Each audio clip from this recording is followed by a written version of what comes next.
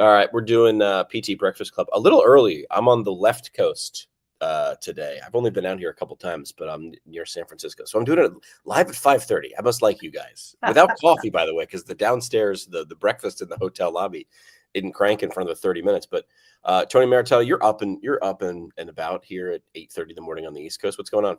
Yeah, not much. It's beautiful, beautiful sunny day here in Ohio. I already started treating patients. Dave Kittle is out for the day. I'm not sure what he's doing, but he's out and about. So uh, I wanted to ask you, you and I had talked about this a while back. Today on the episode, I want to talk about AI agents. Jerry Durham, I still don't know exactly what he's doing, but he's doing a ton of stuff, it sounds like, with AI agents and automating things. I want to talk about not selling the outcome, which is what most of the time I'm hearing people say. People say, sell the outcome, sell the dream, sell the vision, sell the European trip, not the flight there, not the TSA, not the baggage check, not the screaming kid kicking your seat. I don't know. I don't think we can get away with selling the outcome. Like, there's a part of that, but the reality is, we're the ones in the trenches actually having to make the patient do the exercise. We're the ones having to make the patient do the thing that they probably didn't want to do. I think we have to focus on attracting patients who want the experience, want the adventure. And I was thinking about this, and I'll turn it over to you. This morning, I'm talking to my wife. We have our coffee. We're just hanging out. We're chit-chatting. And she was like, why are so many women in particular so afraid of lifting heavy weights? And I think CrossFit did a lot to help change that paradigm. But even within my family, I've got women in their 50s, 60s, in-laws and different people that I'm associated with. You give them an 8-pound dumbbell and you would think you ask them to lift 150% of their body weight, which should be lifted like reasonable. So the question is, why are we so scared to lift heavy things? Why are we not more focused in therapy on selling and packaging the experience rather than the outcome? The outcome doesn't matter. Like, even if you give them pain relief, it's temporary. Everybody's going to get pain again of some kind. Let's focus on marketing the experience. Yeah, Rory Sutherland is big on this, where he says, well, okay, so who does sell the outcome in our profession or in healthcare? And I found this when I was treating patients, which was patients would come post knee replacement, hip replacement, some surgery, and they would say, I don't understand any of this. Like, this was not in the brochure. Somebody, maybe a surgeon, had sold the outcome, which is, hey, 12 months from now, you'll be able to do those things. What they forgot to mention was the thing that you'll need to do, or the things that you'll need to do from day one post-surgery until that 12 months. And unfortunately, PTs were sort of caught in the crossfire. We were now looked at, this was not, am I an abnormality? Is this going wrong? So Rory Sutherland talks about this in terms of people don't fear necessarily pain. People fear uncertainty. Where I think people are smart enough to know that, like, if I'm going through physical therapy, there will be something physical on it. And most of them are smart enough to know it's not just something physical a therapist is going to do to them. So they don't necessarily fear the pain or the difficulty or the lifting of the weights. They fear the uncertainty of knowing, like, is this going to work? How hard will it actually be? Will I be able to do it? Will I keep up with it? So the worst part of PT isn't maybe the actual things that you're doing, it's the not knowing. So going along your lines of saying, don't just sell the outcome, don't just sell the lifting the grandkids again, be like, I've seen a lot of great PTs and a lot of people in business too. You get to the no as quickly as possible. Like, that's one of the ideas. Get to the no as quickly as possible, meaning you want to weed people out who aren't going to make it past visit 3 anyway. This isn't going to be for you, right? Fight Club them. And I think I have to qualify that on that because the movie's been out for so long. Fight Club them is, there was this super elite underground fight club in a movie with Brad Pitt and Ed Norton. And anybody that wanted to apply, I don't think I have to say spoiler alert if the movie's more than 20 years old, right? Anybody that wanted to apply to get into this, like, it was a cult. I mean, essentially what Fight Club was a cult. But anybody that wanted to get in, you'd be originally told no. Like, no, you're too, if the person was tall, they were too tall. If they were short, they were too short. If they were fat, they were too fat. So you had to Fight Club them. And then the idea was if they stuck around long enough, they were the people who actually wanted to get in. Academics feels a lot like this. A job that you want, like really a tough job that you're really reaching for, feels like this, because usually you're denied once and you've got to go through another acceptance process again. So everybody wants to know how long this will take. Am I doing it right? Is this even working? I think what's worse than a difficult journey is when you don't know when the end is. So I Yeah. think, instead of just selling the outcome or not selling the outcome or not selling the outcome, I think you should show like if you create and sell clarity, that's something that's even more powerful. So I was just working with a patient 10 minutes ago, and we were talking about some painful areas on his body. And he was saying, man, this thing is just not getting better. And I was like, I mean, it might never get, quote, better. And I said, air quotes, better, because I'm like, it's one of those things that there are degenerative changes. There's other stuff that absolutely we can't change. It's not about feeling good or getting to that point where you're, quote, healed. It's about the journey. It's about coming in every day. It's about working out. It's about getting stronger and improving yourself. And I feel like if, we talk about burnout and frustration and therapists who just feel like they're treading water and they're never getting anywhere, because we're trying to help consumers, again, that don't really want what we want them to want. I think if we do what CrossFit did, what yoga does, what all these other brands do, they repel the wrong people, they attract the right people. You did a triathlon, right? You did the Ironman.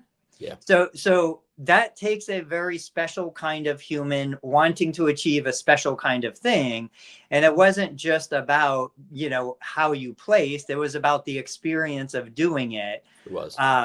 I feel like we need to figure out for ourselves, okay, what do I deliver? For me, I don't deliver pain relief. Pain relief is a lucky thing that might happen, because even if we achieve pain relief today, I don't have pain relief tomorrow. Like, there's no guarantee.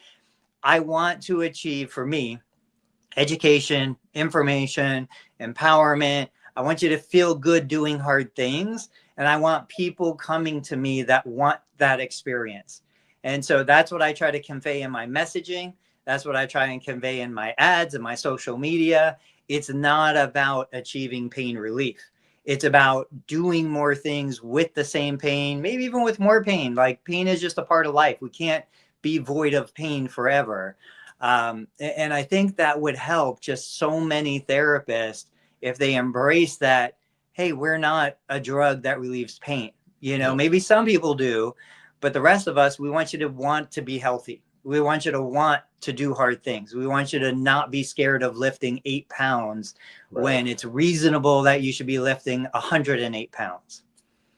So I sort of took this into account, I think maybe on my own experience of not understanding, like, where are we in this product? Like, wait, was this forever? Whatever. So this is a dummy account. This is the Athelos AI Scribe, and I've been playing around with this.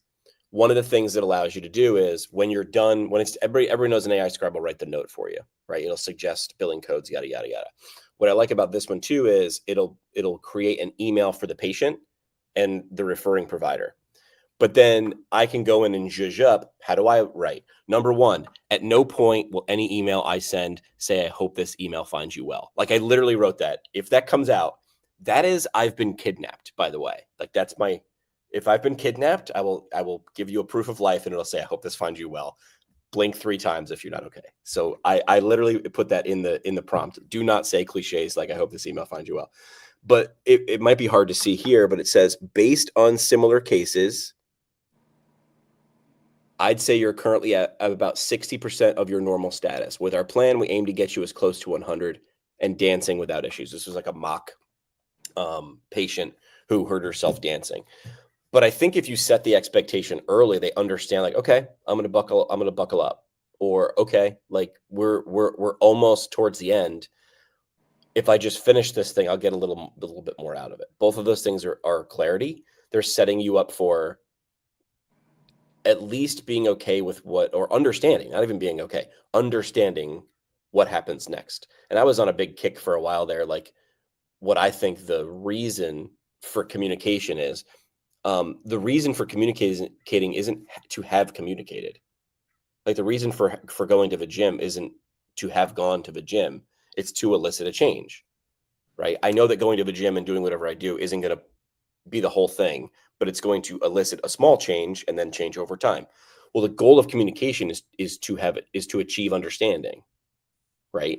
So I give this example too, which is like I could be the most efficient third grade teacher ever. I could save school districts so much money. I'll teach the entire third grade curriculum in like 3 weeks. That's it. I could blow. Dude, I've read the third grade curriculum. There's not a whole. It hasn't changed since I was in school, right? So I could rip through that whole third grade curriculum in 3 weeks. Now I will have a bunch of third graders staring at me, very confused because I went way too fast. You know, because if the goal is just blow through the curriculum, that's easy. I could read out loud and blow through it. But if the goal is to make sure third graders go from not understanding to understanding, that's different. So understanding what the goal is. I think what you're talking about is shifting the goal of what we're actually being able to provide, which is the journey. And if you don't like this, I can't, like, you're going to hate it. I'm really sorry. Don't step in here. Don't start. And we met those people on initial evals where you're like, this person isn't sticking. You know that, but you go through it anyway.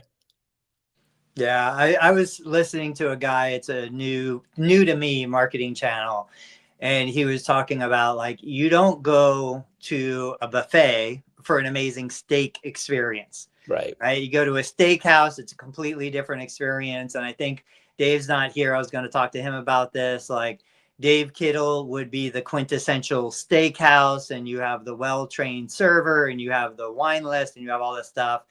And then my kids love Golden Corral. You know, you go to a Golden Corral and for $15 or whatever it is, you've got 1,000 options in the dessert bar, and they go straight for that.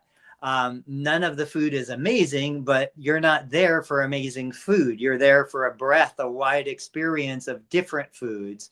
And the same thing within what we do. If you look at most physical therapy websites, it's more reflective of Golden Corral than it is of a high-end steakhouse. Oh, they want anybody and everybody. Right? Yeah, like everything is on the menu. Everything is being offered. None of it is going to be amazing, but it's all going to be relatively good enough. But I go back to so many of our listeners, people that are paying attention to this show, you deliver that steakhouse experience, fine dining, like that's what you want. But I don't know that it's really conveyed to the right people. And then the real killer is the person who wants to deliver the fine dining experience at a buffet style price. Yeah. And you can't burn that candle from both ends. I was just thinking that. And then hold on. There's one more level. There's the people who want to deliver so there's the people who are or want to deliver the steakhouse feeling, Smith and Wollensky, in either a Smith and Wollensky setting. Those people are fine. Those people are not in Facebook groups pitching. They understand who they are, what they deliver. And if they're not finding the people that want to buy it, they're either selling the wrong thing in the wrong place or they're not good at it, right? The person is like, I am a high performance physical therapist. I'm going to work with elite athletes, and enough athletes show up and go, no, for whatever reason, right? And those people wash out. The funny part comes in when the people who are delivering or attracting buffet style customers yell at the large PT chains for being mills. That's the funny part, right? So like you said, is McDonald's good or bad? Oh, it's horrible. It's horrible. Well, not for a million people per day per location. I don't know. The data is on each McDonald's franchise, but like enough people understand what they're getting at McDonald's. If McDonald's put a filet mignon on their menu, that would be a great social experiment. Like what would happen? Like, would people not order it because like this doesn't make sense? Or would they be like, this is a great deal because I'm getting a filet mignon at McDonald's? Like, why don't you think they do?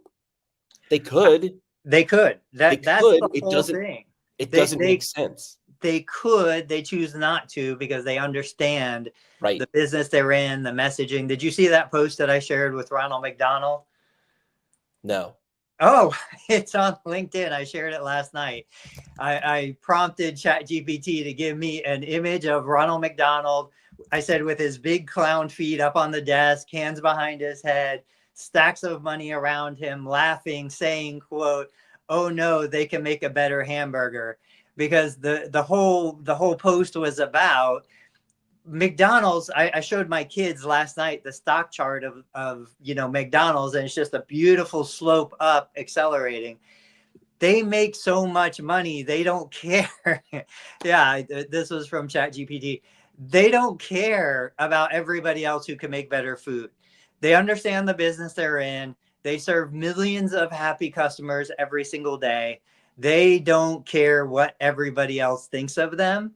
They've embraced who they are, what they do best, and they're amazing at it. And I mean, there's very few stock charts over the course of a lifetime of the business that can show that kind of success and growth. That's what drives me crazy when therapists love to beat up on, quote, the mills, corporate PT, all this other stuff. And in reality, they wouldn't exist if there wasn't a need, if there wasn't demand, if they weren't doing something right. There's a function and a purpose for them in the market. So what do you think people should take most away from that post? Is like understand, like to me, I'll tell you what I took away. You tell me if that was part of your intent. To me, it's understand where would you start? I would start with what you want to provide. Because like if you come into a profession, or if you're like, I'm going to open a business and look, there's a big need, you could be successful. But if you don't like it, 6 months or a year down the line, you're going to hate it, right? So I think start with what you like to do. And if it's working with this type of patient or doing these types of things, start there. Then you have to look if there's a need for it. Like maybe you're in a really saturated market, right? So then you have to change. You can't be McDonald's. You have to be Wendy's, which is similar, but they make a point of pointing out where their differences are, right? So what were you hoping people were taking away from that? I think my main intent with that post was really just to say, it doesn't matter what you like. It doesn't matter what you want. I'm going to go opposite of what you said, in the sense that, like, just look at nature. Like you can't control nature. The rhino is like the perfect amalgamation of all of these different traits for the environment the rhino is supposed to live in. Put the rhino in Manhattan, he's going to die. It just can't survive. So it's like, I don't think about what I want. I think about what the environment supports, what is already proven to be successful out there. And is there an opportunity for me to build something that's going to fit into that environment? If I want to go big, if I want to scale, if I want hundreds of locations and 1,000 therapists, that is going to be a very different animal than if I want to do just me doing, manual therapy for 60 minutes one-on-one with every individual. And if that's the business that I'm going to build, then I'm going to do it at a $300, $400, $500 price point, not at Medicare reimbursement rates. But I have to put that animal in the right environment. I can't force the environment to accept the animal that I want to deliver to it. Correct. I was saying start with what you want, because if you're actually starting a business, I don't know that you'd want to keep doing. Like, ask yourself, like, is this the business I actually want to get in? Because I think a problem comes in a lot of times when people start in two ways. They conform to what they think they need to do, right? Well, this is how it's going to be. And you hear those people complaining a lot. And then 3 years in, they're like, I'm still doing this because the goal was to do this and then change. And yet you built a business that was built on this. Or, not understanding what will actually drive you. Like I knew in PT school I didn't want to do patient care, but I kept going because that's what I was supposed to do. Because I'm halfway through the degree and I'll learn to like it. And I was surrounded by 37 other people who, the more they did it, the more they liked it, or at least that's what they were saying. And I was like, oh man, I'm the mole of the group. Like, what am I supposed to do here? But I knew. And then I tried a couple different settings. I was like, it's not me. I don't like what is me. I don't like this. So I need to find something different. And that's okay. Yeah. What would be not okay is me sitting in a clinic bitching about it. Right. You knew what it was. So real quick, Will Boyd's here. Will, I am trying what is it?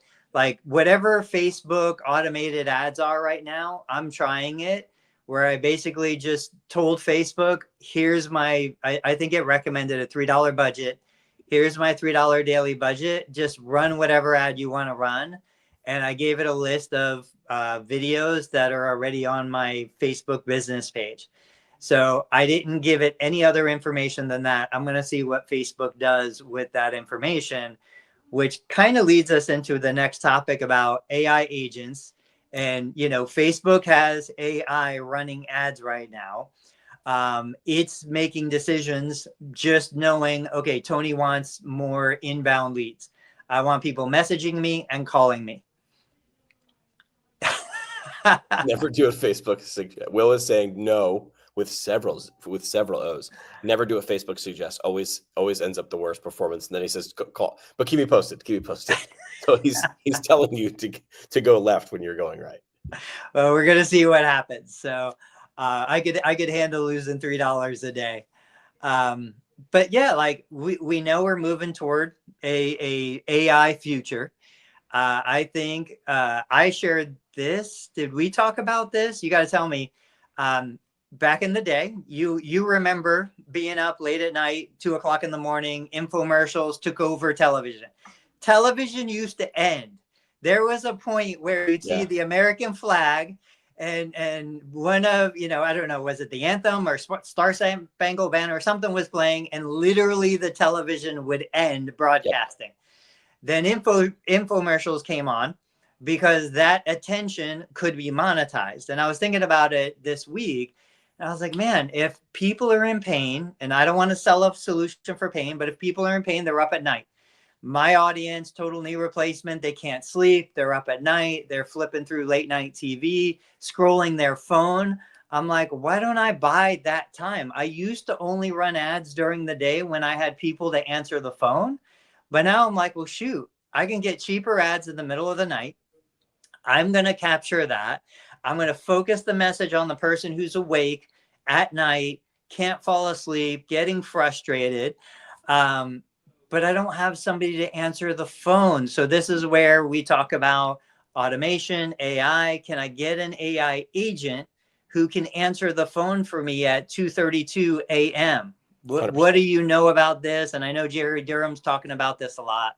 Yeah, you could do this yesterday. You know, this was you. I feel like we knew this. Like when you called Delta or whatever, like you knew that this was happening, right? We weren't planning on doing this, but do you want to test one out? Sure. All right. So I'm opening and myself. While you're getting that ready, you know, my understanding, it was, what do I do? Thank you for calling Terabella. This is Sophia. How can I help you today? Yeah, I was doing karaoke last night and I fell off the stage and I need a physical therapy appointment. Okay, just to make sure, you're looking to book at Terabella Palo Alto, right? Yeah. We have an appointment available with Sarah Thompson today, Tuesday, May 27th at 9 a.m. Would that work for you? No, that's way too early. Anything later? Let me check what else we have available for today, Tuesday, May 27th. We have an appointment with Sarah Thompson at 2 p.m. Would that be more to your liking? Yeah, that's better. All right, great.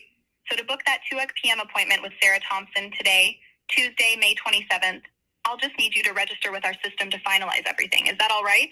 Yeah. Before I go ahead and book that appointment, may I know your first name, please? So now the rest of that appointment will be making sure they know my name, spelled it properly, making sure what insurance I have and my numbers and what type and all that. So then it's going to appear on the EMR for Sarah Thompson booked right then and there. Now that was a pretty unsophisticated, medium sophisticated, right? Sometimes when I do that demo, I always like do something funny, like I fell off the stage doing karaoke, or, you know, I was playing polo or whatever. Sometimes she'll react. Sometimes she'll go, oh my gosh, like I love karaoke. That's horrible. Sometimes she doesn't. Like there, she was business, right? So can you program an AI agent to react in certain ways in triage? Yes. I'm working with a client right now who is a surgical center who also does like urgent care hours. And right now it's an answering service that has to figure out when to call the surgeon on call. And I'm like, well, how do they know? It's like, we have a Remember logic in 8th grade or 9th grade math? Like if then, if then, if then. That's what AI is. It's a giant if then engine. So if the person says this, tell them, can you see the bone? Yes. Go to the emergency room. That's not us. Like, or just forward them to, I'm now forwarding you to 911. So can you, for what you're looking for, create an AI agent? Yeah, you could do it yesterday. Okay, so what was that agent that you just shared? Is that from Metellus? That was from Metellus, yeah. Okay. What are your thoughts on what you just shared with me? Yeah, I think it's a really good B. I think it's a B- in terms of audio, right? Like I knew it was an AI agent because I think most people would be like, yeah, okay, it's not a person yet. I think in 12 months, maybe less, it'll be so sophisticated. Like in terms of tone and time and delay and processing. Like again, you've called Delta 3 years ago to change a flight and you knew you were talking to a robot. Representative. Like, right? Just hitting 0, like, because it was annoying. I think so much effort, and people can see there's so many people looking for something like this now. The average person is looking for this. They're putting so much effort into the speech, the tone, the timing. In 12 months, I don't know that you'll be able to discern the difference.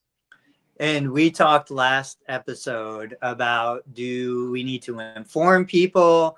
I know there are some federal laws that were in place with healthcare and calls, robocalls and things like that. Right. Did that say you're talking to an AI agent, or what's the deal with that? It doesn't right now. I don't know the legality on that. I appreciate your honesty. Scott says, the latency is the killer part for me with that. So, but I think the latency could be addressed right now. I think you just say, hi, this is Sarah. I'm an AI agent for Total Therapy Solutions. I just wanted to let you know that there's going to be a slight delay while I process what you say, just so the person on the phone understands why. Because the very first time that happened in that call, I was like, did we get cut off? Are we on mute? Like, what happened there? And it takes me a couple times to realize, oh, this is just latency. It's just taking longer. It's like, still, I think I use Waze or Google Maps in the car, and it gives me the turn just a half a second too late. Like, I want it just a little bit earlier. I want that response just a little quicker, or tell me, I'm processing what you're saying. Give me just a moment and then give me the information, But like you said, months, in months, it's going to be amazing. Right. What other kind of uses do you see for something like that? Yeah, there's some insurance companies require that if you're going to do if you're going to work a certain denial, you've got to do it by phone, or it's faster by phone. But then they'll put you on hold for an hour. What does that mean? So like if I get a denial on my claim as a provider, you might have to, there's certain situations, or it's been elevated to the point where you have to call to actually work to get paid for that denial. So you could use an AI agent to now make the call. So like, I think in my mind, that's where my head went, which was it's a catcher. It's going to handle things. It's going to catch and block and route and understand, take your information and put it into an EMR. Well, I don't have the video pulled up now. We have a demo of an AI agent calling a representative from an insurance company and saying, I'm here to work this, there was a problem with this claim being paid. And you can tell the person on the other end probably knows that they're talking to an AI agent and is sort of giving her, and let's use a pronoun, I just said her, using the AI agent a little bit of, like, well, what's the date of service? I don't have the date of service, but I have the total. So it knew, like, well, in lack of this, I have this. So it has access to all that information, and it is able to say, in lieu of this, do this. If this, then that. So it's able to make the phone call. And I think the layup things too would be a phone call or a text message when someone has an appointment or has to take a turn. Make sure you give that person the text message, a reminder of their appointment in time and on time. So Scott brings up an interesting topic that we kind of talked about on a different topic. Scott says AI agents need a bit more empathy to improve engagement. My question is, and I think it's when I was talking about, is an AI right now ready to, generate my entire plan of care based on my clinical information that I provide? When Scott says that, I think what Scott is comparing is his level of empathy and engagement to the AI. But what about the level of empathy and engagement across the entire profession? Like if we have 200,000+ licensed therapists in the profession, is the level of empathy with AI right now higher than the average, equal to, below? I know a lot of angry, frustrated, just hateful physical therapists in the profession right now. I know a lot of angry, hateful, like unhappy front desk people right now. I think a completely muted agent is already better than a lot of what is out there right now. And I remember having this conversation with Jerry Durham the first time I met him. I was like, the standard of communication and empathy and happiness in healthcare right now across humans is so low. The bar is so low. You just have to be half awake and reasonably curious, and you're going to be light years above everybody else. You're comparing this against your all-star. Yeah. And you're like, well, it's a B-. Like I was comparing that against a human, right? She didn't have empathy, but like if I did that same phone call with my same words 10 times, she would say, she's done. Oh, I'm sorry to hear that. Karaoke, is dangerous sometimes. Like you could tell she like understood what I was saying and played with it a little bit. Right. The other thing, I mean, we used to have a front desk person who, when a new patient would call, they would follow this written out process of asking these questions, collecting this information, putting it straight into an EMR. That's obviously replaceable right now with the AI agents that are on the market today. Like, go through a 20 question, and I can do this with ChatGPT right now. Like sure. I've done it where I make up a fake case. I say, ask me 20 questions and then generate a physical therapy evaluation and plan of care, generate function-based goals, generate impairment-based goals, consider these CPT codes based on these typical conditions.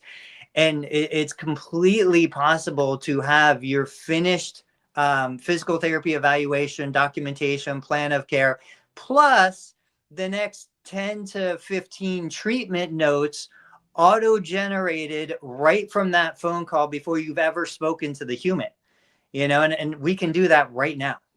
Yeah. Agreed. So the funny part was, did you see the video that I had recorded in response to your question and the response and the comments in that Facebook group?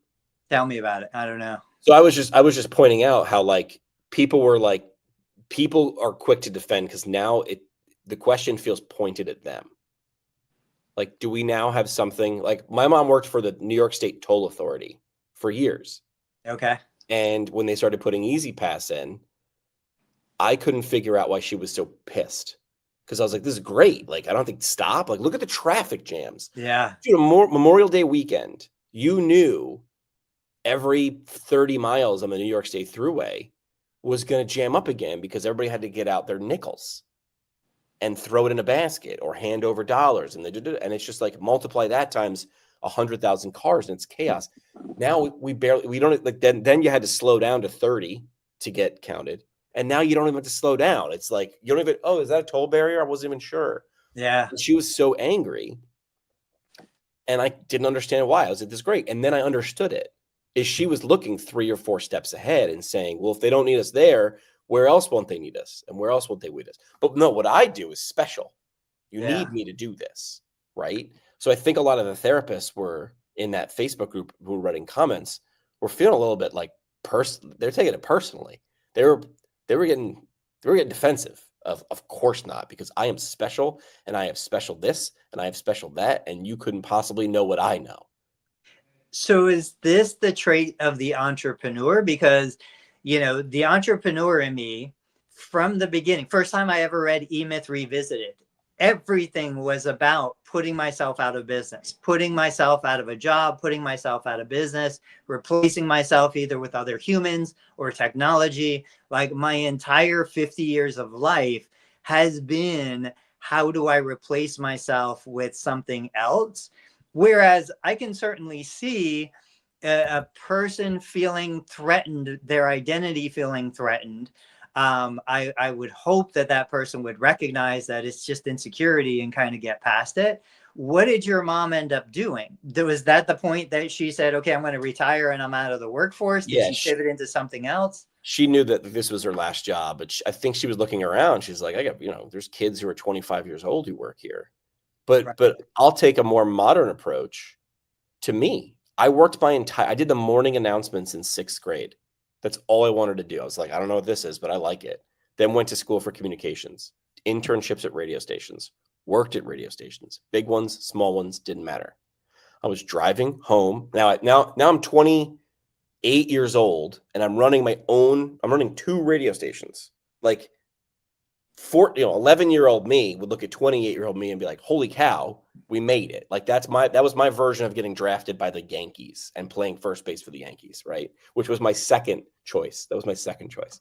Running radio stations was my first. And I'm driving home with my and kids. We didn't call it an iPhone 1. We just called it the iPhone because we didn't think there would be a 2. We're like, this is revolutionary, right? I'm driving home from the radio station one day at 7:00 at night. And I plugged my iPhone into the aux cord, and someone had texted me a link. And I tapped it, and I was listening to KROQ LA while I was in Pennsylvania. And it was crappy. The signal was crappy, and it was buffering. Kids, there used to be this thing called buffering. Essentially, just like the internet wasn't working right. And I was listening to a radio station in Los Angeles while I was in Pennsylvania. And I was like, and I literally did the math. And I was like, I'm out. Like, I cannot compete with this. I could have hung on in radio for another 10 years. So I could have went from 28, I could have went to 38. But I was like, I don't like where this was going. Here's why. Because there were other things. People were simulcasting. So you'd have like a morning show in Dallas would be in Ohio, Florida, Seattle, LA. So you had simulcasting, right? So you were able to do that. You had voice tracking. Like I was on the radio in Northeast Pennsylvania 7 days a week. I wasn't at the radio station 7 days a week. I was recording that, right? And I was recording a lot of that one-on-one. Like that was only being used once in that moment. Like I knew I was recording for Tuesday at 3:00 in the morning, right? And then it was burned. But I was still like, this isn't a place where people scale. So I was looking at that. The minute I heard KROQ in Pennsylvania, I'm out. Went to go to law school, hated it. Went to go to business school, didn't hate it, didn't love it. Came to PT and I saw some opportunity. But that's my point, which is like, so to answer your question, yeah, I think it is part of your personality and my personality, which is like, we're doing the math 6 or 7 steps ahead. And you're like, nope. I either had to own the radio station at that point, because even though I would sell that, actually, I wouldn't want to own that for very long. Or I need to be somewhere else where I can create something different. Because what I saw right then and there at 28, I'm not going to be doing this at 38, and I wasn't. And a lot of people who looked at me were like, dude, but you have the dream job. They were excited too, because a lot of guys were like, well, Jimmy leaves, I can move up. I just move up one level on the ladder. And I was like, get off the ladder. This is not a ladder to be on. This is like a ladder on a Titanic. And a lot of those guys and a lot of those girls don't have jobs anymore. So I think that's what a lot of those people in that Facebook group are looking at, which is like, they're just naysaying it. Like everybody was naysaying me. Radio's never going to die. Really? Okay. Well, I got the numbers to prove that podcast use has now surpassed radio use in the United States for people above 12. That's not just adults. It's above 12. I think PTs are looking at that going, well, if this is true that I'm out of a job, I'm not valuable. I don't think that's true. I think you think that all this is part of the magic and you're so good at magic, where I think that you need to be good at another part of this, which is the human connection. So the saying was, AI is not going to put you out of a job. Somebody using AI will put you out of a job. I came to that and I said, yeah, somebody using AI is going to put 10 people out of a job. And that's where I'm seeing the real sweet spot here. So we realized pretty quick, AI isn't taking away like the stuff that needs the actual human. AI is not going to rub my patient's back. The human's going to rub my patient's back, but AI is going to do 1,000 times of a better job doing the evaluation, processing millions of cases, collecting the information. You and I talked about Hinge and Sword and a lot of these companies where what happened was, in my best of times, I'm going to manage 20 or 30 active patients in a week that are coming 2 or 3 times a week at my best, at my peak. A therapist working for Hinge or Sword is going to manage 700 patients because of the way the system is designed. Talking about what we've talked about, if the AI can do the interview, can collect the case history, can ask the questions, can process the information better than a human, better than me, the AI with me, now I've got clones of me. It can ask the questions that I would ask. It can learn from the way I do things, even if it's going to, replicate and me in that sense. It gives me scale. It allows me to manage hundreds of patients now at the same time. So the questions that I'm thinking about with this is this one solution to the declining workforce? If we're losing therapists, we don't have enough therapists to fill the jobs, schools aren't attracting enough therapists because the return on investment isn't there.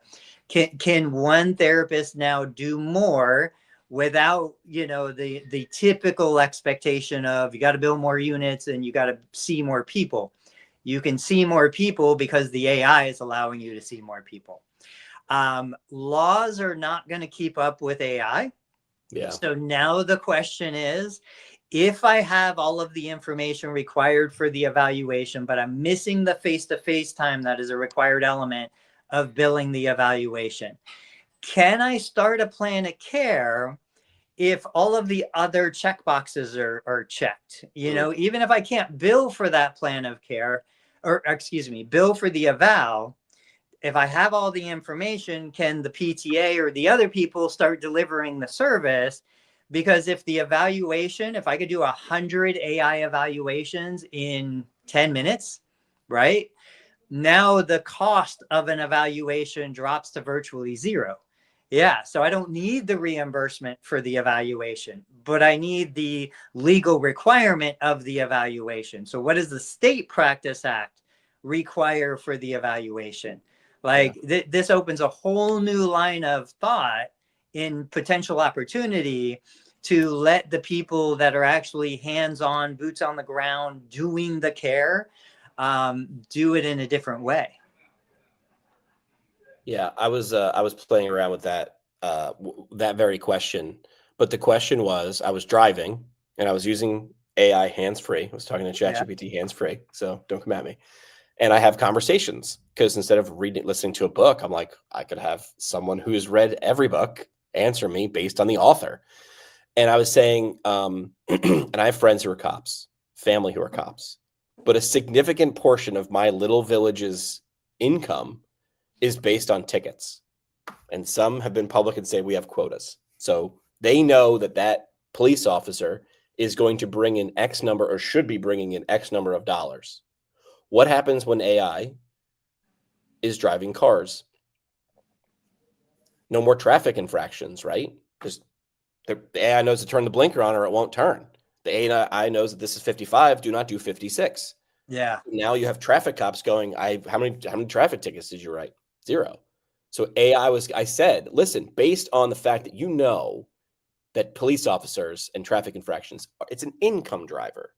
Right. It got to a point where you can't erase it because it's I don't know, I'm making up figures, but it's enough of a budget of a town where if you took it away, it would collapse. I'm not anti-government, but I'm smart enough to know that the government is very, very efficient at doing a couple things. One of them is separating money from its constituents.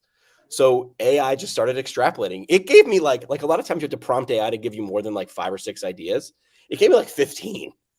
And it was like essentially like AI usage fees. It was infractions for what people are doing in the car, which I thought was funny. Like music's too loud. And I was like, oh my gosh, now we have to start policing things that are based on activities, right?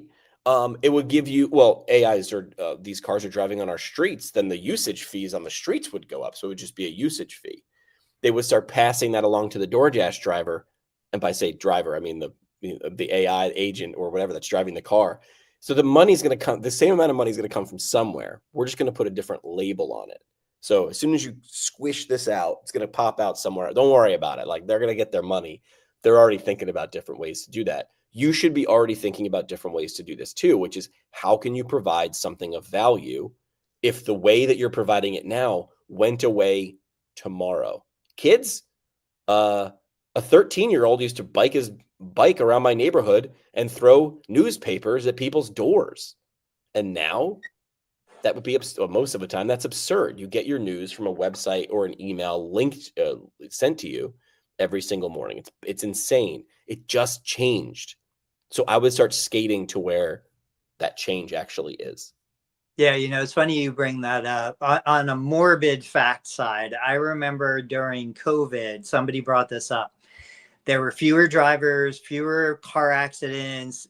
I don't remember the exact number, but it was an unreasonable amount of number, a financial number.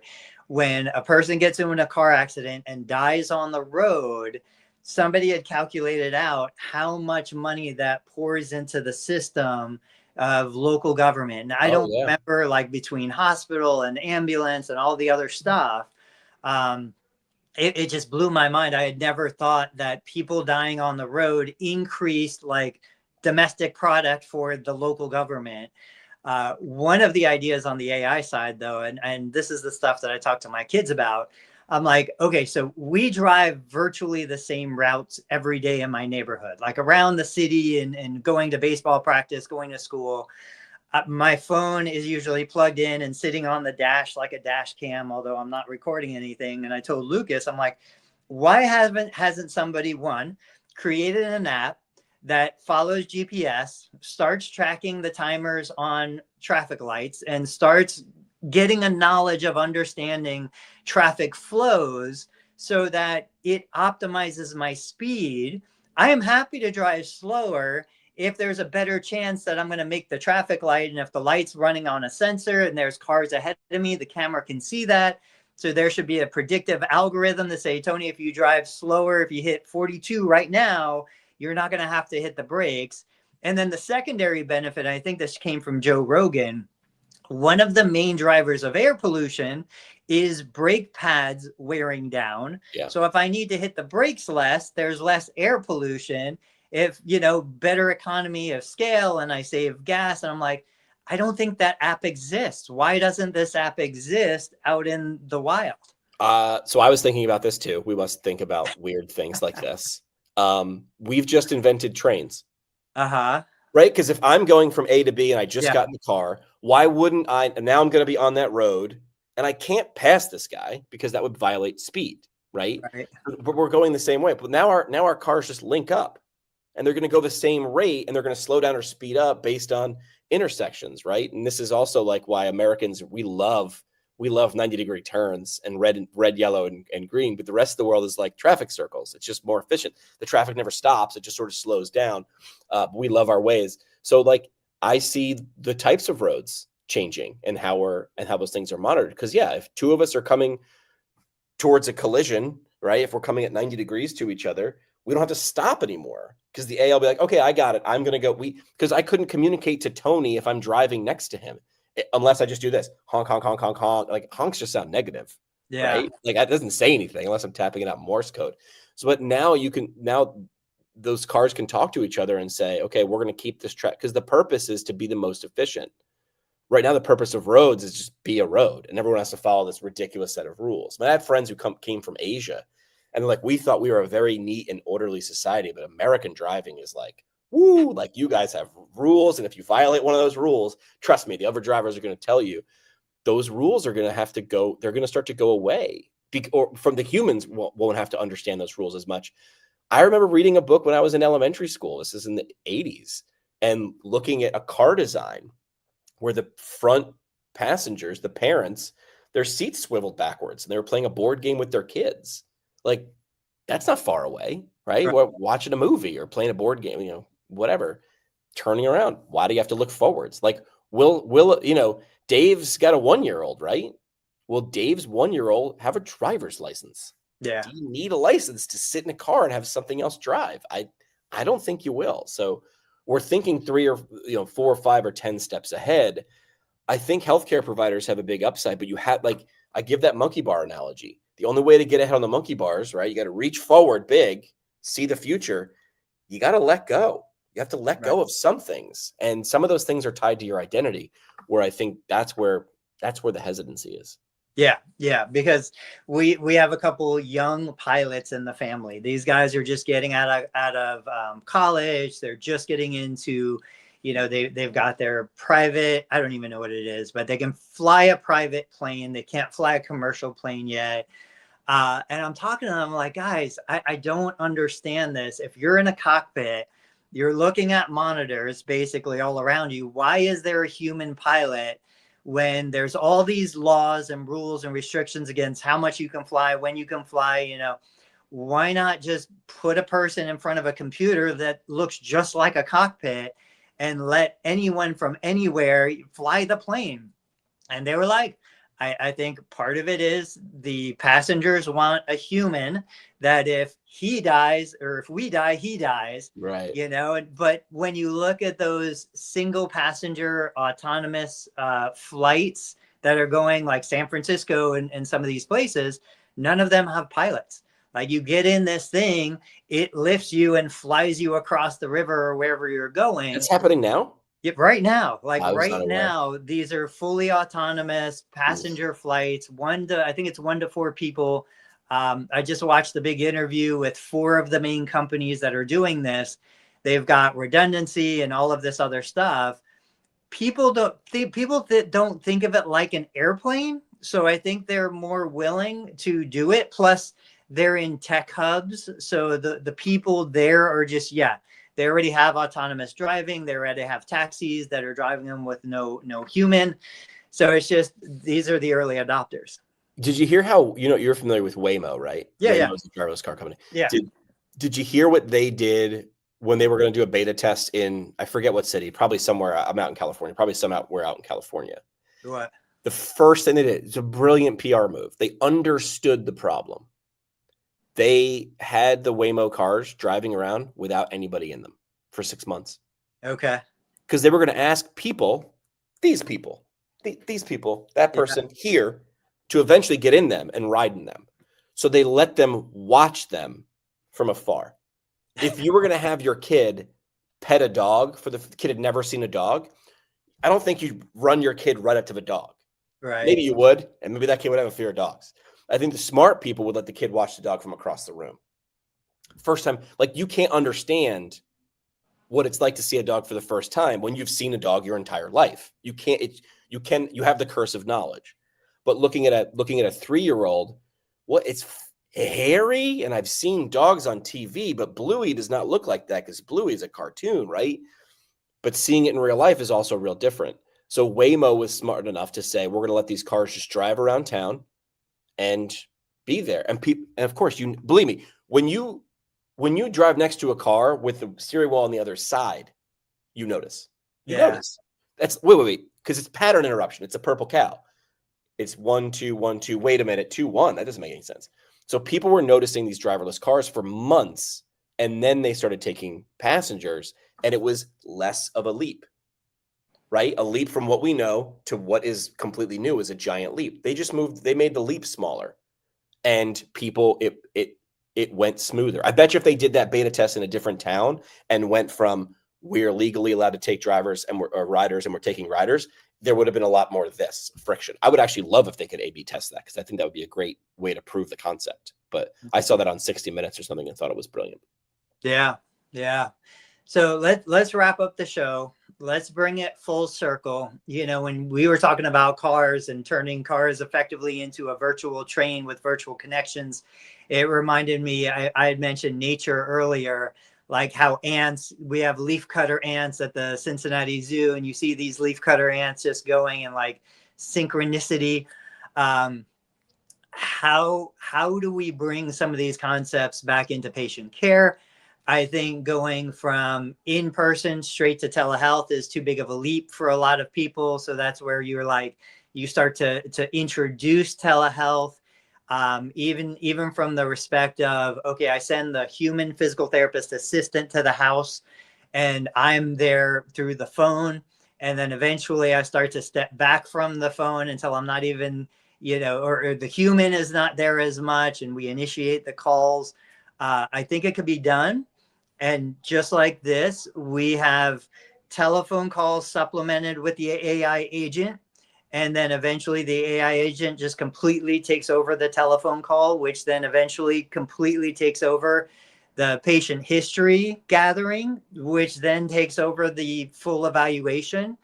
I think inch by inch, we're going to get there.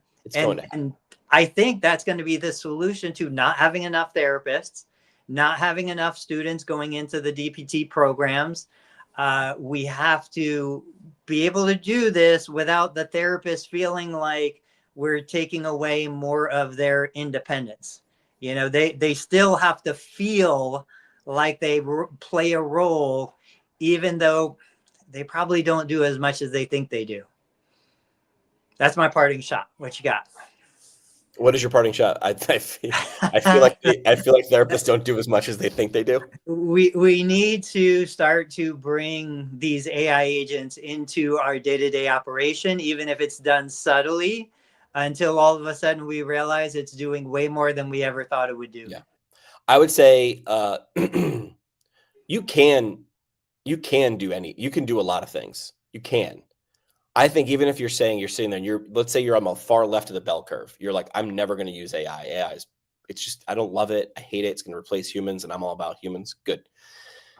Understanding its capabilities and then doubling down the things that you think will take it the longest to get to, right? It's going to permeate in healthcare, in business, remember Movie Phone? It used to be like a directory, a phone directory to find out what movies and book your tickets. But you can do a lot of things. Number one, staying right where you are. You can do that. You can.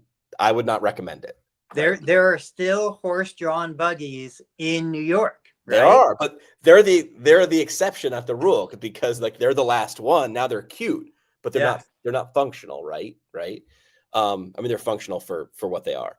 I would say paying attention to what AI can do simply, and then how does it work you out of the business? Start with the stuff you hate doing, right? I've got a bunch of things in the background that I do that I'm like, I hate doing this. I helped it tell me figure out what to pack to come on this trip. Yeah. And what time to leave to get to the airport efficiently. Because I hate thinking about that. So I didn't have to. Some people are saying it's going to create dumb humans. And I'm like, I don't know, man. Like I sat there and had that conversation about how municipalities will make money when no one's getting traffic tickets anymore. I liked to do that higher level idea. So AI, you can do a lot of things. So could AI. Find out what those things cross and where they don't. And I would spend a lot of times where they don't, at least right now. We're back on Tuesday. Dave will probably be back on Tuesday. Tony, have yourself a good week. I'm going to hang out here on the left coast. I'm going to go to an In-N-Out burger because people have been talking so much smack about it. I'll let you know on Thursday. Animal style, baby. Animal style. I'll do animal style, and I'll let you know if the juice is worth the squeeze. All right. See ya. All right. We'll see you on Thursday, guys. Thanks.